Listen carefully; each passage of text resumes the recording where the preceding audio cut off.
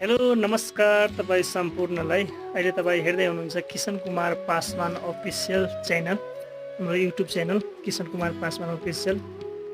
अहिले म चाहिँ फालेलुङ गाउँपालिका वार्ड नम्बर 7 को सिदिनको यो दृश्य हेर्नु। यहाँ कति चिसो जाडो यहाँ भएको छ। यहाँ लास्टै चिसो छ, यहाँ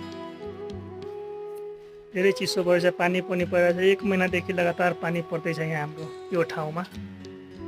ठ्याक्कै इन्डियाको सिक्किम बोर्डरको छेउमा पर्छ हाम्रो यो ठाउँ चाहिँ। हेर्नु त, पानीको फोकाइ, पानीको जाल हेर्नु साथीहरू, गाइस। अनि हेर्नु मकै खेती यता कति हुन्छ, मकै खेतीहरू धेरै हुन्छ यतातिर। मकै खेती प्लस यो आलु बखरा यता हाम्रो माथि हेर्नु त,